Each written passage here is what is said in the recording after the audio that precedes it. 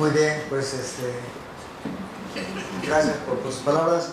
Vamos, efectivamente lo que vamos a hacer es la presentación del trabajo que hicimos, el cual realizamos pues a una solicitud expresa de la categoría ambiental, y el trabajo lo hicimos junto con...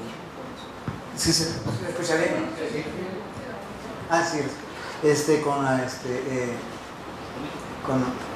yo soy escolero y participaron dos estudiantes de doctorado, Selene, que está por allá, la del cabello rojo, la identifica muy fácilmente, y Marcelo, que está fuera del país, no pudo venir, tengo entendido, pero bueno, y más adelante otros investigadores que también colaboraron de alguna manera. Y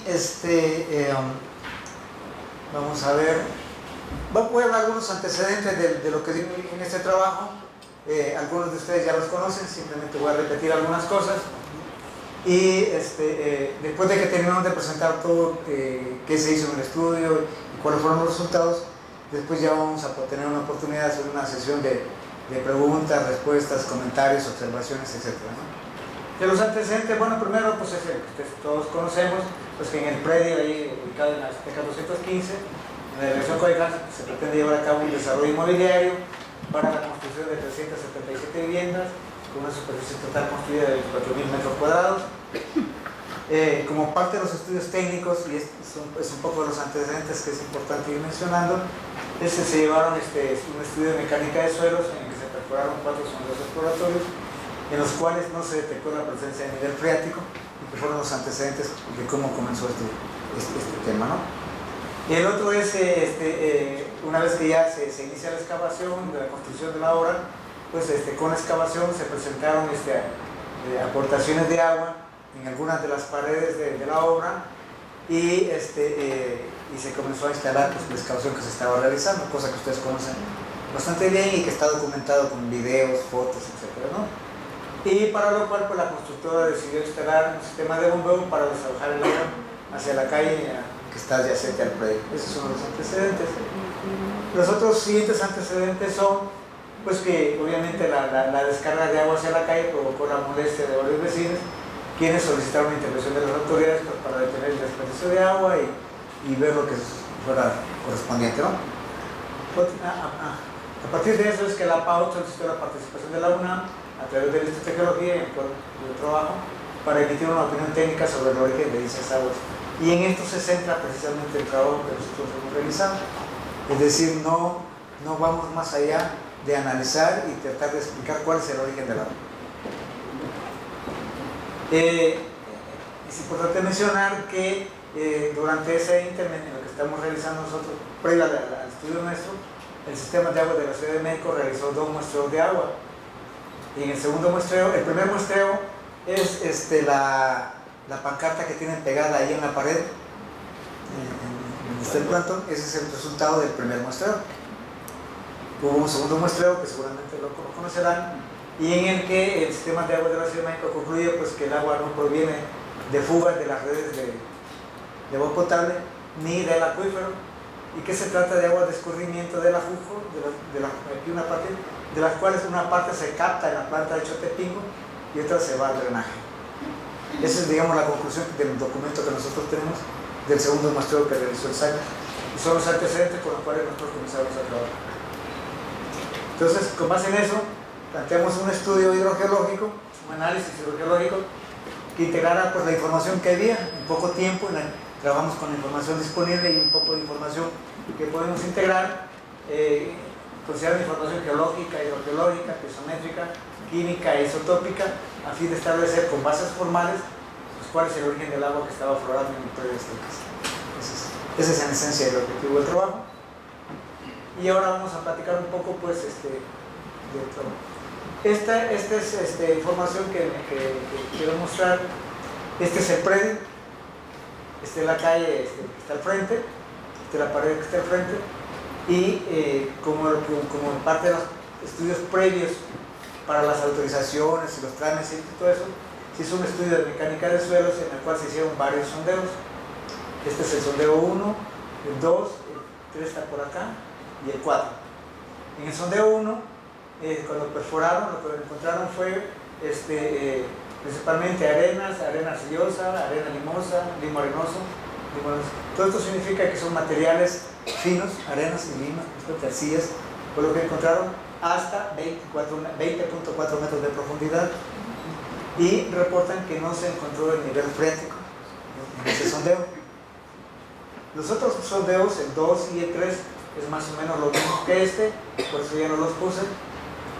Y en el 4, el sondeo 4, reportan que ahí sí encontraron la roca basáltica desde 1.2 metros de profundidad hasta 9 metros de profundidad, y tampoco se encontró el nivel freático, y se confirma que en ninguno de los 4 sondeos se encontró el nivel freático. Esta información es importante como antecedente, pues, de cómo surgió todo esto, ¿no? Y cuáles fueron las bases sobre las cuales se tomaron las decisiones, se otorgaron los permisos y todo lo demás. Bueno, sin embargo, lo que pasó fue esto ya lo conocen ustedes también. Bueno, estas son fotos del predio, donde vemos cómo el predio se inundó. Esta es la pared que da hacia la calle, hacia el frente. Esta es una foto tomada desde la calle hacia el fondo del predio. Esta sería la pared del fondo.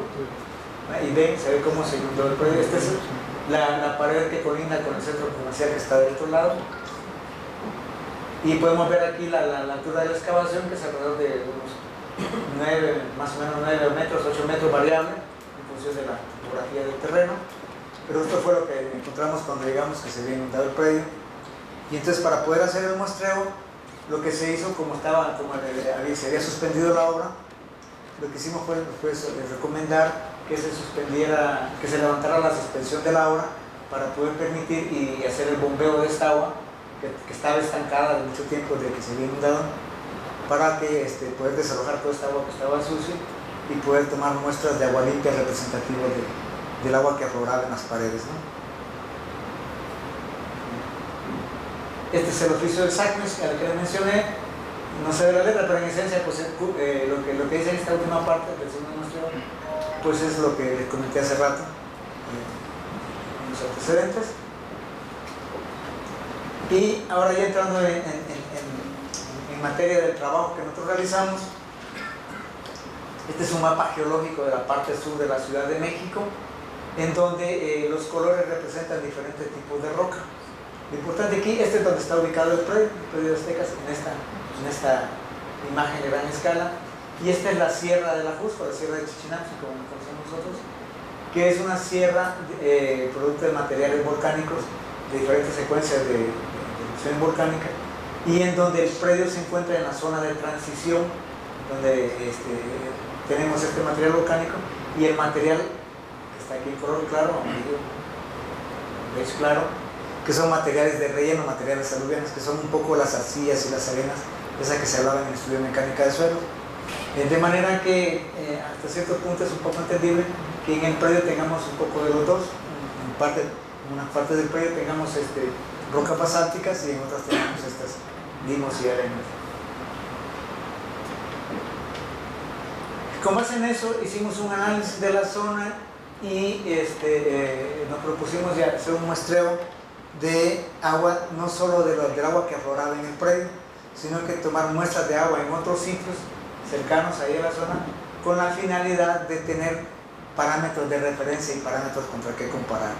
¿Qué escogimos? Bueno, escogimos, este es el predio, aquí está el predio, en escala muy chiquita, vemos otra escala más grande, y en el predio seleccionamos dos sitios, uno que está, un agua que aflora en la pared que está al frente del lado de la calle, y otra agua que aflora en la pared que está en el fondo del predio. Adicionalmente escogimos pozos de agua potable, escogimos 3 pozos de agua potable que están alrededor del predio. Uno es el pozo Rey Moctezuma, el pozo Náhuatl Placas y el pozo Cantín. Los 3 son pozos profundos de agua potable que están conectados a la red de suministro de la zona ahí.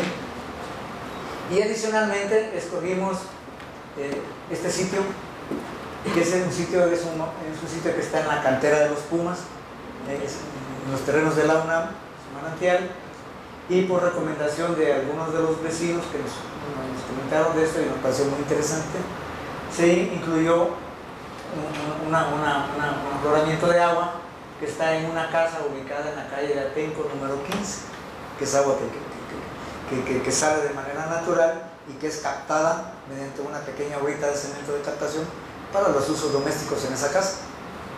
Entonces, en total tenemos 7 sitios, 2 dentro del predio, 3 pozos de agua potable y 2 manantiales, por así decirlo. El siguiente, tenemos un acercamiento de más detalle. Aquí sí se vea más con más detalle. Le llamamos Azteca 1 al que está en el frente, del lado de la calle. Azteca 2 al que está en el fondo, que es el pozo Rey Moctezuma. El pozo Nahuatlacas, que está acá. El pozo Cantil, que está aquí, que está en un extremo del Club Deportivo Cantil. El manantial, que está en Atenco 15. Y el manantial de la cantera, que ya está más lejos. Son sitios ya con un poco más detalle, con los cuales se tomaron muestras de agua y es el análisis, el cual ahora les vamos a explicar. Estas son fotos. Este es del pozo Rey Moctezuma. Este es el afloramiento que hay en la parte de atrás del predio. Este es el afloramiento de agua que está en la parte de frente. Este es un lateral del muro de concreto que construyeron del lado de la calle. Aquí se ve la aportación de agua. Aquí está una y aquí está otra pequeña. Son los que se tomaron para hacer el muestreo y este es el que está en la pared. Esta es la captación que está en la casa de Atenco 15. Aquí pueden ver ustedes la pared de roca, son los rocos árticos, y aquí brota el agua, y se ve como brota todo el agua, y el agua se capta en una pilita que hicieron en esta parte dentro de la casa, y la utilizan ahí. Como esta, nos comentaron que habían varias, realmente nada más tomamos una como ejemplo, para de todas las casas. Algunos de ustedes que nos acompañaron pues conocen bien estos sitios, pero bueno, para información de todos, estos son los sitios que se mostraron. Lo que hicieron fue, se dieron algunas cosas en campo con estos kits y se tomaron muestras para traerlas al laboratorio. Aquí están abriendo la válvula del pozo Rey Moctezuma para sacar el agua para la muestra.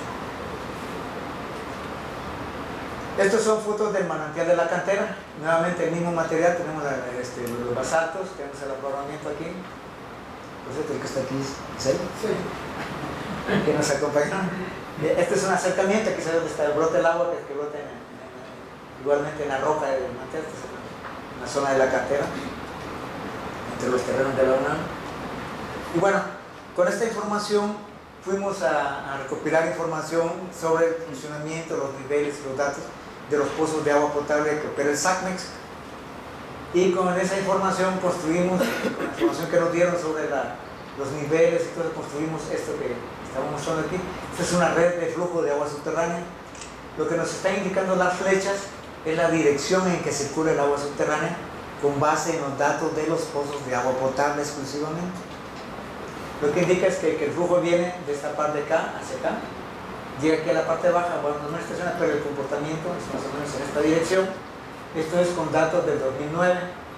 Entonces, esto lo que hace es explicarnos claramente pues, que el agua viene de lo que viene de la parte sur de la Sierra del Ajusco, que se infiltra y circula en el subsuelo y trae toda esta trayectoria y circula hasta la parte más baja, hasta llegar al centro de la zona urbana de la Ciudad de México. Para 2015, el comportamiento es el mismo. Analizamos varios años, analizamos desde el 2009 hasta el 2015, que es el registro que conseguimos, y lo que observamos pues que el patrón es el mismo. El agua circula siempre en la misma dirección, de esta parte hacia esta parte. Es decir, el agua viene circulando, pasa primero por el manantial de la cantera, sigue su curso, llega a la zona del predio, por último pasa por el manantial de Atenco 15 y sigue su trayectoria en el agua. Insisto, esta es información únicamente con los pozos de agua potable. De manera que tenemos ya un poco, ya tenemos la trayectoria y la dirección del flujo de agua subterránea. Estos son los niveles, estas son las cotas referidas en metros sobre el nivel del mar de los niveles del agua subterránea en los diferentes pozos, en el Deportivo Cantil, en el pozo Nahuatlacas, en el pozo Rey Moctezuma, y vemos pues, que los niveles por ahí andan fluctuando en estas cotas, en estas elevaciones. Es un comportamiento un poco errático, pero bueno, esos son los niveles que tenemos, los datos que tenemos de los pozos ahí en la zona de los 3 pozos de agua potable. Obviamente de los demás no tenemos una historia antigua porque no tenemos datos previos, pues son datos desde 2009 hasta 2015. Y bueno, ahora vamos ya con los resultados de las muestras de agua. De las muestras de agua que tomamos, una parte de ellas las traímos aquí a los laboratorios del Instituto de Geología. Este es el reporte que elabora el laboratorio químico de aquí del Instituto de Geología, en donde para las 7 muestras se midieron parámetros usted puede ver aquí, son aniones y cationes, que es cloruros, sulfatos, nitratos, fosfatos, y de los cationes pues sodio, calcio, magnesio, potasio, etc. Estos iones son los iones, se les llama iones mayores, porque son los iones que más abundan en el agua subterránea, y que su presencia en el agua subterránea se explica a través del tipo de roca en los que ha circulado. Es el agua de lluvia que se infiltra y va circulando en el subsuelo, va disolviendo minerales, va disolviendo las rocas por las cuales va circulando, y entonces esos minerales van quedando disueltos en el agua que sigue circulando. Por lo tanto, se vuelven una firma representativa del tipo de agua y que está en relación con el tipo de roca que circula. Entonces puse el reporte tal cual como salió del laboratorio, y después ya vemos la interpretación de la información. Una parte de la interpretación de la información es esta. Este es un diagrama muy conocido en la gente que trabajamos en agua subterránea, se conoce como diagrama de Piper, y es un diagrama que nos permite tomar esos datos. Eso precisamente se construye con esas medidas de calcio, magnesio, sodio, potasio, cloruros, sulfatos, carbonatos. Se construye este rombo en donde nos muestra cómo se ubican las muestras en base a su composición química en un espacio. Y si nosotros tomáramos muestras de agua de lluvia, generalmente las muestras de agua de lluvia caen en este rombo. Y si nosotros tomamos una muestra de agua de mar, el agua de mar generalmente siempre cae en este rombo. Todos sabemos que tanto el agua de lluvia como el agua de mar son como miembros extremos de lo que es el ciclo hidrológico del agua que tiene su origen en la isla. De manera que si nosotros ubicamos en este formato todas las muestras que estén relacionadas con el ciclo hidrológico, veríamos que tendríamos una trayectoria que va desde aquí hacia acá, donde las muestras se encuentran en esa altura. Cuando hay otros factores, otros elementos diferentes que modifican la composición química, si hubiera una contaminación industrial o cosas por el estilo, entonces ya las muestras ya no aparecen en esta ruta de aquí para acá, sino que aparecen por acá o aparecen por acá, etcétera, fuera de ese rumbo, ¿no? En este caso, bueno, lo que estamos viendo pues son muestras que están en esa trayectoria, en esa ruta, pero que no son muestras que aparezcan disparadas por un lado los pozos de agua potable y por otro los manantiales, o que aparezca el agua contaminada del predio, que son más o menos, quedan todas agrupadas, son más o menos el mismo tipo de agua, pequeñas diferencias, pero el mismo tipo de agua, lo que puede implicar muchas cosas, las vamos a platicar más adelante. Otra gráfica interesante es esta, que nos muestra la relación que hay entre el cloro y el sodio. Todos sabemos que la sal más común en la Tierra pues es la sal común, el cloruro de sodio, y que además el cloro es una sustancia conservativa que en todos los procesos naturales, la cantidad de cloro se conserva más o menos, de manera que el cloro en cuestiones de agua subterránea generalmente lo utilizamos como un trazador. En donde hay más cloro significa que ha habido más tiempo de recorrido en el subsuelo, más tiempo de contacto, y donde hay menos cloro, hay menos tiempo de recorrido en el subsuelo, o más cerca de la zona donde se infiltró. Y eso es lo que estamos observando aquí. Estamos viendo que el manantial de Penco 15 y el manantial de la cantera tienen menos, están más cerca de los ceros, significa que tienen menos contenido de cloro y de sodio, cloruro de sodio. Los pozos en Aguatlaca, Moctezuma y Cantila están intermedios, luego siguen los del predio, Aztecas 1, Aztecas 2, y el pozo en Aguatlaca se sale un poco de esa línea, pero en la que nos da casi como una línea recta, una tendencia general de enriquecimiento de sales disueltas en el agua subterránea. Otra relación que es muy común utilizar en aguas subterráneas es la relación de fierro y manganeso. Generalmente cuando tenemos suelos que son arcillosos, hay un crecimiento, un enriquecimiento de fierro y manganeso. Sin embargo, aquí lo que estamos observando es un comportamiento bastante similar a este, en el que Atenco y la cantera pues prácticamente no tienen nada, Nahuatlacas un poco más, y Aztecas, y en este caso vemos que Aztecas 1 y el Cantil se parecen bastante en este sentido. Es decir, estamos teniendo como una variación casi gradual en todos estos de diferentes puntos de vista que estamos viendo de estas aguas. La siguiente, y es un poco la razón por la cual hasta ahorita estamos presentando estos resultados, entendemos que a muchos de ustedes surgía saber cómo estaba esto por diferentes razones, pero decidimos mandar a analizar muestras también a Estados Unidos, a la Universidad de Davis en California. Aquí fue Luis Zambrano el que nos apoyó, nos envió intermediario, por eso se los mandan a él los resultados. Estos son los resultados de los análisis. Lo que se mandaron es a analizar isótopos. Los isótopos son contenidos de deuterio y de oxígeno 18 que son como una firma no química, sino que una firma física. Significa que las moléculas de agua que tienen átomos de oxígeno y tienen átomos de hidrógeno, esos átomos alrededor tienen electrodos que conforman esos átomos. Pero en algunas veces, por algunas razones de fenómenos físicos, pierden algunos electrones. Y entonces tenemos átomos que tienen más electrones y átomos que tienen menos electrones. Y ya se ha hecho mucho desarrollo científico para demostrar que la presencia que esa relación que existe de átomos con más electrones y átomos con menos electrones es lo que le da cierta firma física representativa de las aguas y nos permiten entender varias cosas como las que vamos a platicar ahora. Pero entonces, en esencia, estos son los datos que obtuvimos de deuterio y oxígeno 18. Este es el reporte tal como se lo mandó la Universidad de Davis al doctor Zambrano, y obviamente, bueno, pues tuvimos que esperar a que llegaran estos datos porque eran muy importantes para el análisis que le vamos a comentar. Siguiente. Aquí estamos graficando ya esos datos que nos mandaron. Esta es en escala vertical. Tenemos los datos de deuterio que tiene que ver con los átomos de hidrógeno, y en horizontal de oxígeno 18 tiene que ver con los átomos. Seguimos hablando de las moléculas de agua.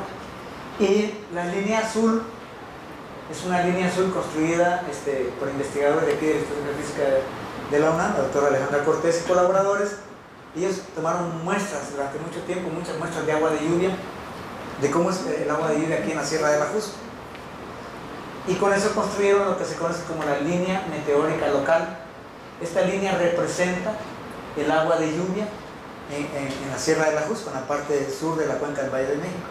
Existen líneas meteóricas para otras partes del mundo, y también existe una línea meteórica mundial que se integró con información de la lluvia de todo el mundo. Pero en este caso estamos utilizando la línea meteórica local, que tiene que ver con lo que pasó en Ajusco, porque afortunadamente pues tenemos esa línea.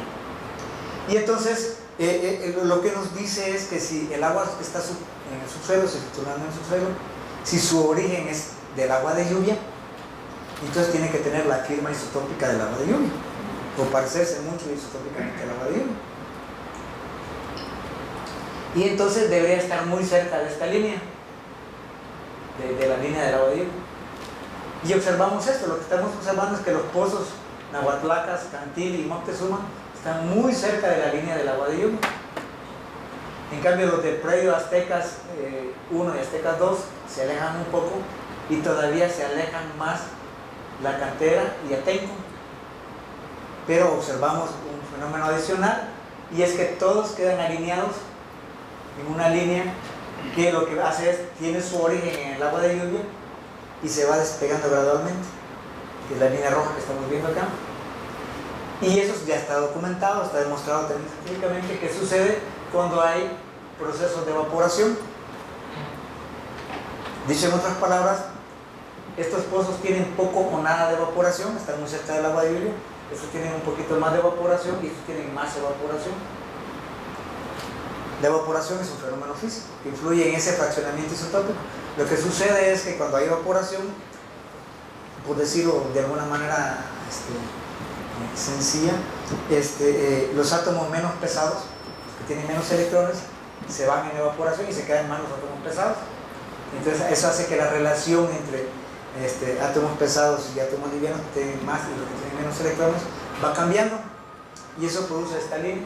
Lo importante aquí es que ya se están agrupando un poco más los pozos de agua potable como intermedio a los del predio, y puse aquí en un círculo verde los de la cantería y Moctezuma, porque estos como que están teniendo un comportamiento un poco diferente, y que lo que nos queda muy claro es que tienen más evaporación que los que están más profundos, perdón, que están más en los pozos profundos, que son los pozos de agua potable.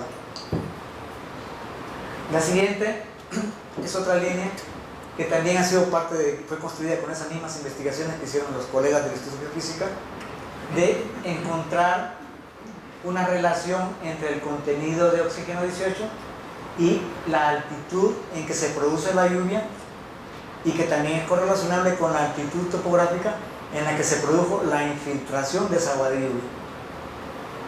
Y entonces encontramos que los pozos, nuevamente Moctezuma, Cantil y Nahuatl, de acuerdo a esto, se infiltraron a una altura promedio entre 3.300 y 3.200 y 3.300 metros sobre el nivel del mar. ¿Qué nos dice eso? Pues es agua que se infiltró en la parte alta de la Sierra de la Jusco. En el caso de los pozos en el caso de las muestras del predio de Aztecas 215, de las 1 y 2, de acuerdo a esto se infiltraron a una altura de 2.600 metros, 2.800 metros sobre el nivel del mar, es decir, un poco más arriba de donde está el predio.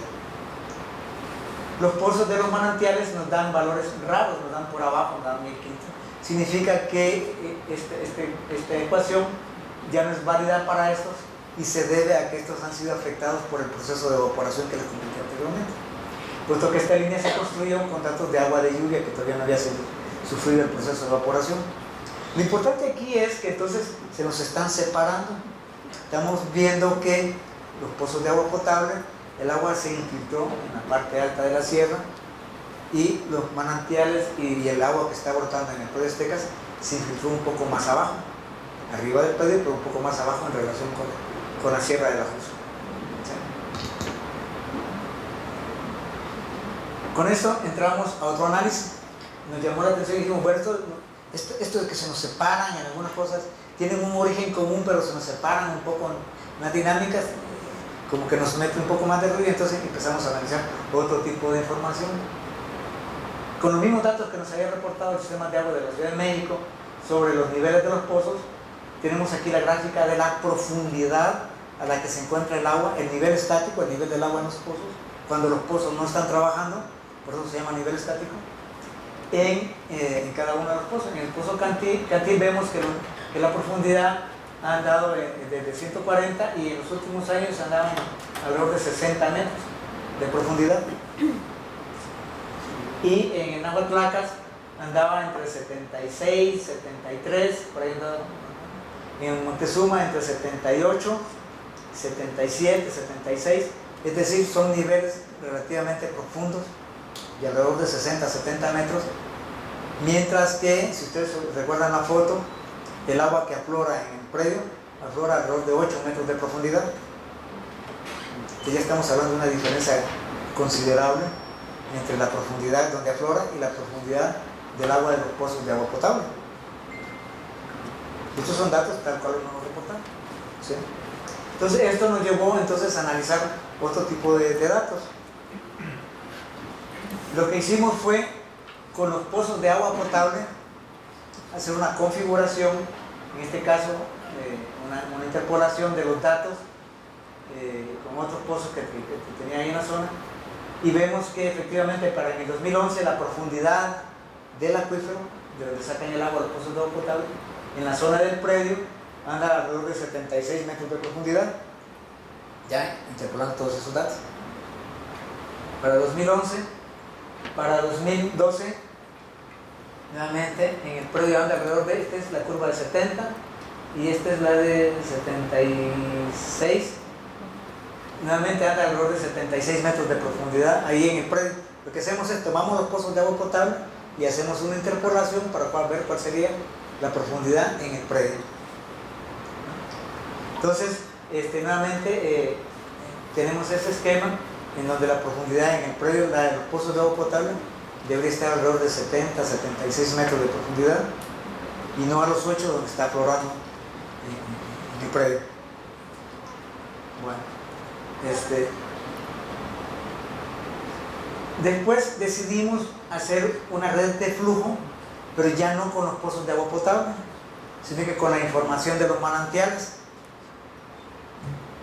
tomando en cuenta que teníamos el manantial de la cantera, teníamos los afloramientos del predio y el Atenco 15, y también aquí incluimos en este análisis, para los que conocen ahí en la zona, cerca del pozo Náhuatl Placas hay una laguna, una lagunita pequeña, que no la muestreamos porque estaba muy contaminada ese día que fuimos, pero que sigue siendo de un nivel freático que está ahí local en la zona, también la consideramos para este análisis. Y lo que obtuvimos es esto, lo que estamos observando es un flujo de agua subterránea que viene en la misma dirección que viene el profundo, pero un flujo de agua subterránea que viene en la parte de arriba, con unas cargas hidráulicas por arriba de las que vienen en los pozos de agua potable, que es esta gráfica. De manera que el agua subterránea viene desde la zona de la cantera, en esta dirección, a pasar por el predio y después pasa por lo de Atenco 15. ¿Sí? Con base en esto, ya decidimos construir un perfil, una sección, como si hiciéramos un corte que va desde la parte alta de la sierra. Esta es la línea que iría, esta es la parte de la cantera, aquí está el predio, y al final de ese tenemos el manantial de Atenco 15, que es, digamos, que estaría en la parte más baja de esa línea, de ese corte que hicimos en la topografía. Y esta es ya la representación de toda esa información sintetizada, en donde este es el nivel del terreno, este es el nivel del agua en los pozos de agua potable. Aquí están ubicados los pozos de los datos reportados, los niveles de agua potable y la dirección de flujo hacia acá, y este es el nivel que tenemos arriba. Dicho en pocas palabras, tanto el agua del predio corresponde hidráulicamente con la misma línea de flujo que viene desde la cantera, pasa por el predio y sigue hacia Atenco 15 en una línea de flujo de agua subterránea que es diferente a la línea de flujo de los pozos de agua potable. Es decir, nosotros estamos interpretando que hay un acuífero profundo, un acuífero que le llamamos pozo principal, que es la fuente de abastecimiento de agua potable. Y hay otro nivel, un nivel freático somero, de un acuífero somero, que está representado precisamente por esta línea, en donde están tanto los manantiales, algunos pocitos someros que pudiera haber en la zona, como también los afloramientos de Aztecas 215. Están en la misma línea de flujo. Con base en eso, pues ya vienen nuestras conclusiones. La primera conclusión es que el agua que aflora en el predio Aztecas 215 efectivamente no corresponde con el agua que producen los pozos de agua potable. O sea, ya vimos por diferentes métodos, por diferentes razones, no es ni química, ni hidráulicamente, ni isotópicamente la misma agua de los pozos de agua potable. Pero sí, el agua que aflora en el predio tampoco proviene de las fugas de las redes de agua potable, ya que si fueran fugas de las redes de agua potable, lo que estuviera saliendo en el predio tendría la misma firma química e isotópica de los pozos de agua potable. Por lo tanto, no son fugas de las redes de agua potable. La otra conclusión es que el agua que aflora en el predio sí es agua subterránea. Es un nivel freático somero, sí es agua subterránea, que circula, que es de reciente infiltración, se filtró como lo vimos hace poco, y que corresponde a un acuífero somero, que circula en la parte alta de Europa. Y que el agua del manantial de la cantera y el de la casa Atenco 15 también corresponden a ese acuífero somero, son representativos de ese acuífero somero y corresponden también químicamente con el agua que sale ahí en el predio de Azteca 215. Otras conclusiones son que esa agua de ese acuífero somero, tal como lo manifestaba el SACME en el resultado del segundo muestreo y que está en el servicio de recursos, pues sí es agua que es aprovechada en la planta de Chotepingo, pero también nosotros sabemos que es aprovechada en la planta, en la captación del otro manantial que es el de Loreto y Peña Pobre, que está de este lado, en el cruce entre Periférico y Insurgente San Fernando. También es un manantial similar, no lo mostramos en este caso, pero conocemos el manantial y está en la misma esquema donde está el manantial de la cantera y lo que aflora en Atenco 215. Por lo tanto, sigue siendo este acuífero somero que es aprovechado en parte por el SACMEX, que se le da un tratamiento y que luego se incorpora a la red de agua potable. Así ese acuífero somero sí es aprovechado y es usado con este tratamiento. La otra es que el agua del acuífero somero también es aprovechado por varias casas de ahí de la zona. Como pudimos ver, el caso de Atenco 15 es una casa, pero nos platicaron de otras casas que hay ahí en la zona que también aprovechan esos manantiales. Entonces es el mismo acuífero somero que está siendo aprovechado en estas casas.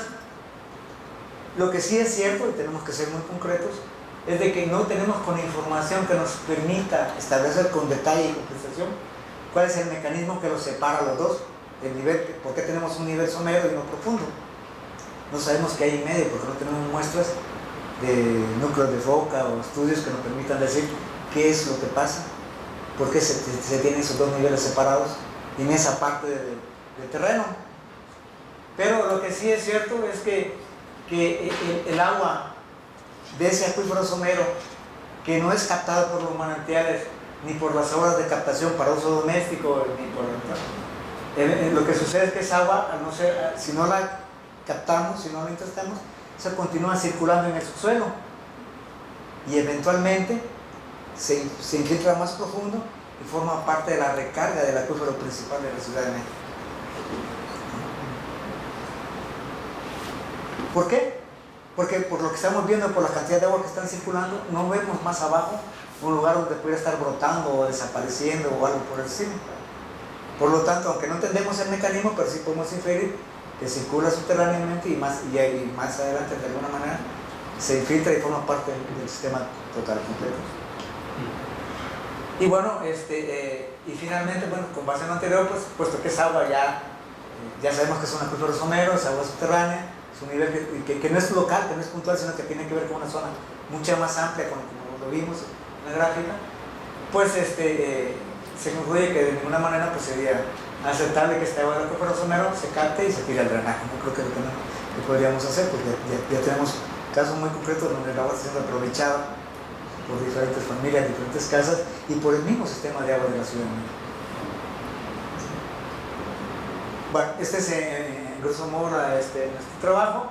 Quiero dar las gracias a dos personas que no están aquí, pero que nos apoyaron, que es la doctora Lucy Mora, que nos acompañó en muestreo, nos apoyó en este campo, es investigadora aquí del Instituto de Geología, y también la doctora Lidia Zamora, que es la del laboratorio químico, que fue el que nos hizo las muestras, que no están aquí presentes, pero también nos apoyaron.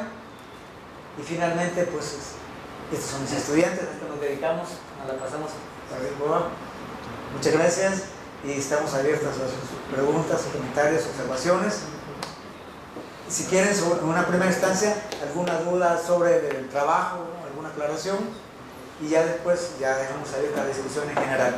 Entonces, en una primera etapa, si tienen alguna pregunta específica sobre el trabajo, con mucho gusto la atendemos.